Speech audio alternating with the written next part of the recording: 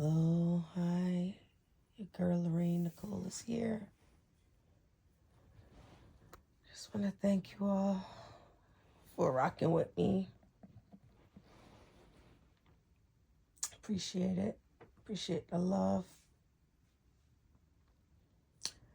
So I want to talk about something. A topic that is not being addressed and it's not really being talked about, really. And that is adult ADHD. Adult ADHD.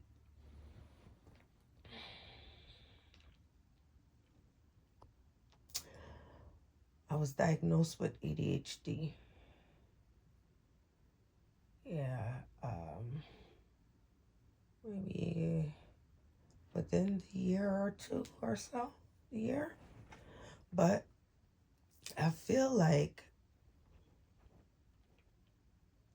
it's the same time I was experiencing a lot of crisis here in my tummy. I'm hungry. I haven't eaten yet. And it's the same time when I was experiencing a lot of stress, which led me to feel anxious, and then over time became depressed. So when you're anxious, you can't focus, you can't sit still sometimes, or you're worrying. I didn't really have the hyperactivity part. It's just more focusing and attention and energy. Lethargic energy. Yeah, so because I've functioned all throughout my life and I don't remember having any ADHD symptoms like I did. Maybe focusing, but it was so subtle that it would be easy to miss. And I guess that's what happened because I never received any services in all my life growing up in school. Not one. Not one service. So what I know is my brain is moving so fast. Like sometimes I'm thinking about 5 things, 4 things. Sometimes someone will talk to me and I'm thinking about the next 2, 3 things. I'm down, far down, and I have to reel it back in, come back, slow it down, slow it down. So then it looks like I'm all over the place when I can recall and do everything and remember what I need to do. It's just as I'm moving so fast, like I feel like I'm running a race. I'm a sprint race. So I don't know if any one of you guys have been diagnosed with any learning disabilities, or ADHD, specifically, depression or anxiety. Drop in the chat. Let's have a discussion. And this is, something that I don't feel like is talked about much in adulthood. We talk about it a lot in childhood, in adolescence, and in high schoolers, middle schoolers. We talk about it, but we don't really talk about it much in we talk about it in young adulthood, some, yeah, but in middle adult and late adulthood, we don't really talk about it. And it's a major issue. And it's necessary to be able to identify whatever the issue or concerns or things that may have you feel stuck. Because I feel stuck. I feel like I've been stuck over the last 5 years, just been bouncing, you know, here and there. I can do the work, but I just feel like I've been bouncing. And this is me being real authentic right now, you know. I don't have nothing or shame. I feel like the devil has kept me in a place where he wanted me to feel ashamed for even just being me, just feeling ashamed, taking on other people's issues and feeling ashamed about it. But that's not my issue.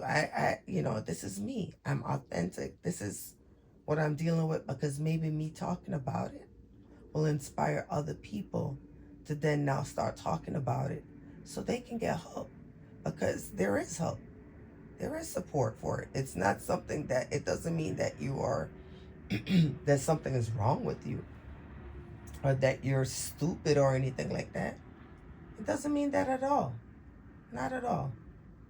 What it means is that your brain moves and operate on a whole different frequency. Whole different frequency. Okay? So I'm not saying it's better or it's less. All I'm saying is a person that has ADHD, their brain is operating on a whole different wavelength. I can only speak for me, because I've been diagnosed with ADHD, anxiety, and depression, post traumatic stress. I have post traumatic stress. I'm diagnosing that part. I put in the post traumatic stress. Um, you know, it's not. And some people think, when you hear post traumatic stress, you think, oh, it's explosive. The person's that. Not necessarily. Not explosive, like, explosive mean like the person will be violent and doing things like that. No, I'm talking about where you're triggered by, maybe an event, certain things, a memory, it could be a smell, a thought, a comment, a person, a place, a thing, so many things that can trigger a trauma moment, a PTSD moment. And then in those times and those moments, it's how you respond and how you handle it. So that's why and where your coping methods come into play. What are the things you use to cope? You know, so some things that I use to help me with coping is I do my exercise like I'm doing now. I definitely pray, worship. I've started implementing that more into my life now that I have some solitude and some peace. I'm not in a constant state of worrying, fight, flight, or fight. Um, I'm settled. My spirit is settling. Is it gonna heal? Everything is gonna be magical. Everything is gonna be fixed right away, or back to normal, or baseline, or wherever it's supposed to be. No, because we're all human. We're all going through.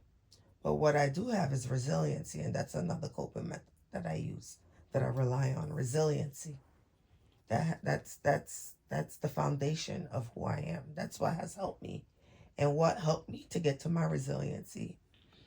When I was on the girls' track team, when I did swimming, when I hung out with my friends, when I, traveled with, my friend's family, they had a traditional family, mother, father, and the kids. So I was blessed to be able to go along on road trips to Florida, to Disney. That was my first time going to Disney. So the Lord was very instrumental in putting different things and people and places to build me, to form me, to shape me, to mold me into who he has designed me to be. Because he said, before he knew me, before I was formed in my mother's womb, he already knew. He already knew me. I was fearfully and wonderfully made in his image. So I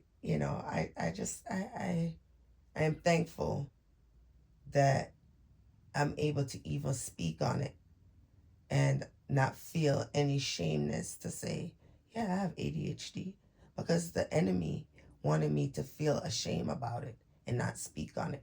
You know how many people I'll be able to help to say I have ADHD and it's not a death sentence? All it takes is to have someone that's empathetic, compassionate, nurturing, supportive, loving, giving. It's a reciprocal, it's a reciprocity type of relationship, you know? And for so long, I did not know. Not that I didn't know. Let me correct that. I did not allow myself to be treated that way. I did not allow myself to be treated with the grace and dignity that I was due. So in turn, I allow people pleasing to dictate my life.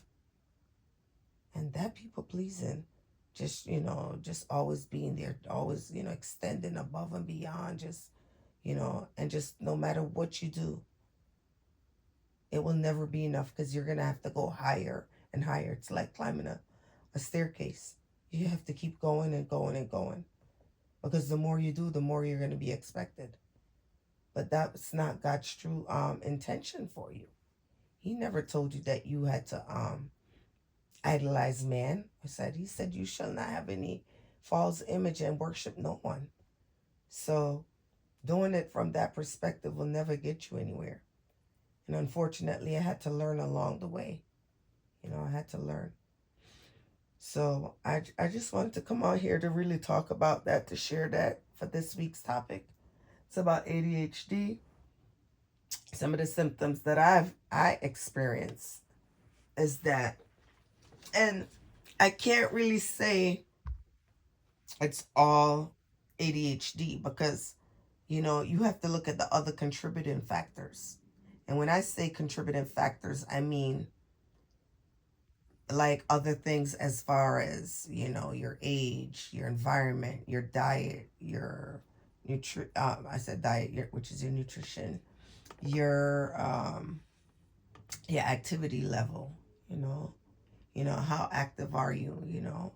What are you doing to occupy your time? Did you get therapy? What other outside supports do you have? Resources, network, support system. Do you have a safety plan? Do you have a backup plan?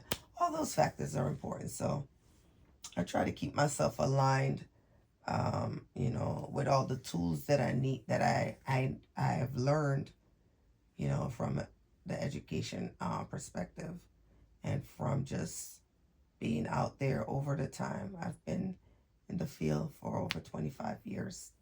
So you've learned different things along the way, that you pick them up. Some things you take with you, some things you leave, some things you take it with you, but you drop it off along the way. And some you could take it with you and you continue with it and you expand on that. So everything is for our purpose. I mean, remember Albert Einstein, he had ADHD, and a few others. So I'm just learning to embrace it. It's the people, when you get on the jobs, they're the ones that can be cruel and mean and evil and don't give you the support. And they allow the corrupt workers to then now try to expand on a weakness that they think is a weakness. Let me say that again. A weakness that they think is a weakness. So either way you look at it, it's whatever they want to think. If you don't think of it as a weakness, then guess what, baby? It's not a weakness. It's not a weakness. Yes, I got a mirror right there. It's not a weakness. It's not. So